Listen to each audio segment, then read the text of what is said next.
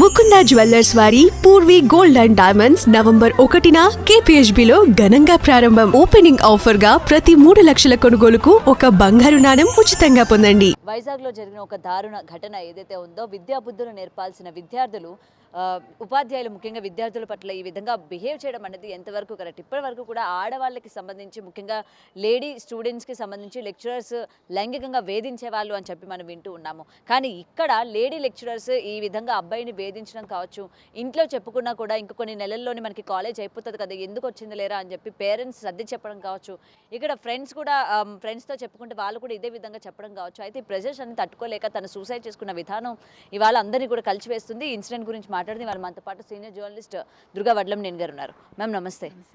So lecturers విద్యాబుద్ధులు నేర్పిస్తూ ఉంటారు, మనకి మంచి చెడు ఏంటో చెప్తూ ఉంటారు. ఒకవేళ ఎవరైనా ఈ విధంగా బిహేవ్ చేస్తే అలా కాదు అని చెప్పి మనల్ని మంచి మార్గంలో నిలబెడుతూ ఉంటారు అన్నది వరకే ఇప్పటివరకు తెలిసిన అంటే లైన్స్ అనమాట.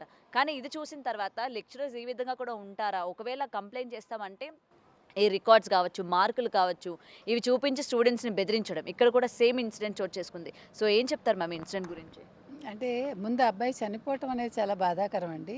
అంటే పిల్లలకి మనం చెప్పాల్సింది ప్రతిసారి చెప్తున్నాం, ధైర్యం నేర్పించాలి.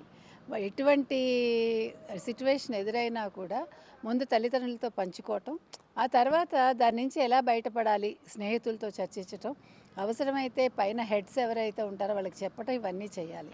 కానీ అన్ఫార్చునేట్లీ మనకి ఏమవుతుందంటే మన విద్యా వ్యవస్థ ఈ మార్కుల చట్టంలో ఇరుక్కుపోయి మార్కులే అల్టిమేటు, సర్టిఫికెటే అల్టిమేటు అయిపోతే దానికి ఫలితం ఇలా ఉంటుంది.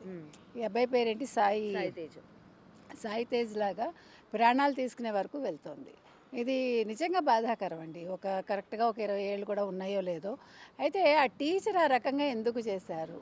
ఇప్పుడు నేను ఏ రకంగా మాట్లాడాలో అర్థం కావట్లేదు, సిన్సియర్గా చెప్తున్నా.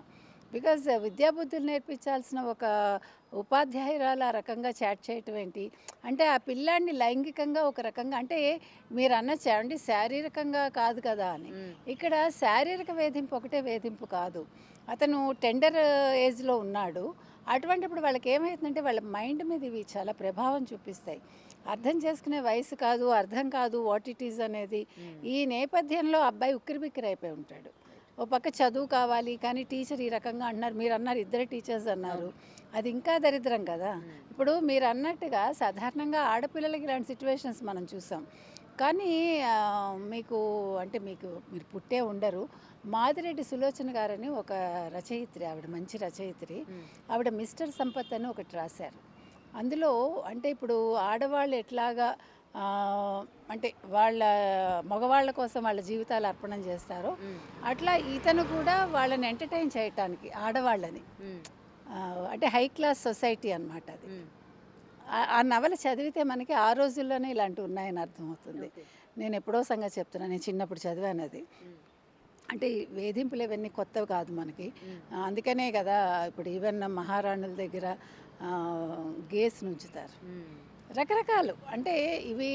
కానీ ఆడవాళ్ళు ఈ రకంగా బయటపడడం ముఖ్యంగా ఈ సోషల్ మీడియా వల్ల. ఇప్పుడు లేకపోతే తెలిసేది కాదు కదా. ఇప్పుడు ఆ చాట్స్ ఉండడం వల్ల ఏమైంది, అట్లీస్ట్ ఓకే ఏం జరిగింది ఏంటి, అబ్బాయి మీద చర్యలు తీసుకుందాం అనే ఒక స్టేజ్కి వచ్చారు. దీని మీద పాప వాళ్ళ స్నేహితులు కూడా చెప్తున్నారు, వాళ్ళ పేరెంట్స్కి చెప్తే ఇంకా 3 monthsే కదా ఆగు నువ్వు. 3 months అనేది ఇట్స్ టూ లాంగ్ పీరియడ్ అండి. వాళ్ళ పేరెంట్స్ దీని మీద అసలు చర్యలు తీసుకుని ఉండాల్సింది, ప్రిన్సిపల్కి ఇన్ఫామ్ చేసి ఉండాల్సింది. ఒక ప్రాణం కాపాడే వాళ్ళు అయి ఉండేవాళ్ళు.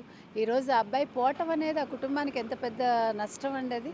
ఆ అబ్బాయి పాప అనవసరంగా అంటే మంచిగా ఏమై ఉండేవాడో ఫ్యూచర్లో. ఇప్పుడు ఆ టీచర్ ఏమంటున్నారు, లేదు నాకు 2 కొడుకులు, నా కొడుకులాగానే చూసుకున్నాను, నేను అట్లా ఎప్పుడో మాట్లాడలేదంటే మరి ఆ చాట్ ఏంటి? అండ్ ఆ చాట్లో కూడా నువ్వు చాలా అందంగా ఉంటావు, నా భర్తకి ఈ విధంగా హెల్త్ బాగాలేదు అంటే అదొక రకమైన చాట్ కూడా మొత్తం క్లియర్గా మనం చూసుకున్నట్లయితే. అయితే ఇక్కడ ఇప్పుడు మేనేజ్మెంట్ ఏమైనా ఈమెని సేవ్ చేసే ప్రయత్నం ఏమైనా చేస్తారా? ఎందుకంటే ఇలాంటి లెక్చరర్స్ మీ మేనేజ్మెంట్లో ఉన్నారు అని అంటే అది వాళ్ళకే కాకుండా కాలేజ్కి కూడా చెడ్డ పేరు వచ్చే అవకాశాలు ఉంటాయి రేపు పొద్దున్న స్టూడెంట్స్ని జాయిన్ చేయాలన్నా. సో ఇక్కడ ఏమైనా కప్పిపుచ్చే ప్రయత్నం లాంటిది ఏమైనా చేసే అవకాశాలు ఉన్నాయంటారా? సాధారణంగా ఉంటాయండి, కానీ పేరెంట్స్ ఊరుకోకూడదు, అలాగే ఆ స్టూడెంట్స్ కూడా ఊరుకోకూడదు. దీని మీద చర్యలు తీసుకోమని గట్టిగా కోరాలి, అవసరమైతే పోలీసులకి ఫిర్యాదు చేయాలి. విద్యాశాఖకి కూడా చేస్తే వెంటనే వాళ్ళు చర్యలు తీసుకునే అవకాశం ఉంటుంది. కాబట్టి ఇప్పుడు ఆవిడకు ఉపాధి పోతుందని ఆలోచించకూడదు, ఇంకొక విద్యార్థి బలి కాకూడదని చూడాలి. దీని మీద ఏ రకంగా పోలీసులు చర్యలు తీసుకుంటారు, ఆవిడకి ఏ రకంగా ఆవిడకి ఏమంటారు శిక్ష వేస్తారు అనేది మనం వేచి చూద్దాం. ఏది ఏమైనా ఇలాంటి ఘటనలు మాత్రం మళ్ళీ పునరావృతం కాకూడదని కోరుకుంటున్నాం. మ్యామ్, మనం ఎప్పుడు కూడా మాట్లాడుతూ ఉంటాము, ముఖ్యంగా ఈ యంగ్స్టర్స్ ఈ విధంగా సూసైడ్ చేసుకున్నప్పుడు తల్లిదండ్రులు ఆధారం లేకపోతే పిల్లలు ఒక్కసారిగా మేము ఇంకెవరికి చెప్పుకోలే తెలియక సూసైడ్ చేసుకుంటూ ఉంటారు. ఇప్పుడు ఇక్కడ కూడా ఇదే జరిగింది. సో ముఖ్యంగా పిల్లలకి ఎప్పుడూ మీరు చెప్పే విధంగానే ఈసారి అటు పేరెంట్స్ వినకపోయినా లేకపోతే మేనేజ్మెంట్ ఏమనుకుంటుందా అనుకున్నప్పుడు ఎలాంటి చర్యలు తీసుకుంటే బెస్ట్? అంటే పోలీసులను ఆశ్రయించడం కానీ ఇలాంటివి ఏమైనా మనం తీసుకోవచ్చా? అంటే పోలీస్ శాఖలో కూడా ఒక నెంబర్ ఇచ్చి మీకు ఏదైనా సైకలాజికల్గా సమస్యలు ఉంటే మమ్మల్ని సంప్రదించండి అని చెప్తే బాగుంటుంది. కాకపోతే తగినంత ఏమంటారు స్టాఫ్ కూడా ఉండట్లేదు ఎక్కడా కూడా. ఇది మాత్రం చాలా పెద్ద విషయం అండి. స్కూల్లో మనం చెప్పాం ఇంతకుముందు కూడా ఒక కౌన్సిలింగ్ టీచర్ ఉండాలని. పేరెంట్స్ కూడా అర్థం చేసుకోవాలి, పిల్లాడి ప్రాణాలు ముఖ్యం అనుకోవాలి. చదువుదే ఉందండి, ఓ ఏడాది పోతే ఇంకో ఏడాది చదువుతాడు.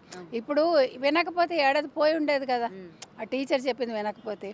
కాబట్టి వాళ్ళు వెంటనే అసలు చర్యలు తీసుకుని ఉంటే అబ్బాయికి ఇలా జరిగి ఉండేది కాదు. కాబట్టి మన తల్లిదండ్రులకు చెప్పేది ఏంటంటే పిల్లలు ఏదైనా చెప్తే ఫస్ట్ వినండి, విన్నాక దాని మీద విచారణ జరపండి. మనకి టైం ఉండదు, మనం ప్రతిసారి చెప్తున్నాం మాకు టైం లేదండి మేము ఉద్యోగాలకు వెళ్ళాలండి. కరెక్టే, ఉద్యోగాలకు వెళ్ళాలి. ఒక్కరోజు లీవ్ పెట్టుకుని మనం ఈ విషయం మీద అసలు థరోగా ఎంక్వైరీ చేస్తే ఆ పిల్లాడిని కాపాడి ఉండేవాళ్ళేమో. సో స్కూల్లో కావచ్చు, కాలేజీలో కావచ్చు, లేదు ఇంకెక్కడైనా కూడా వాళ్ళకి ఒక కౌన్సిలింగ్ సెంటర్ ఉండాలండి. ఉద్యోగం చేసే ఏరియాల్లో కూడా ఉండి వాళ్ళు ధైర్యంగా వాళ్ళు చెప్పుకునే విధంగా ఉండాలి. అందుకని ఈ విషయంలో మాత్రం ప్రభుత్వం కూడా ఏం చేయాలి అనేది ఆలోచించాలి. విద్యాశాఖ కూడా దీని మీద దృష్టి పెట్టి ఒక టీచర్ని అపాయింట్ చేయండి అని కంపల్సరీ ఒక రూల్ పెడితే బాగుంటుంది. Thank you.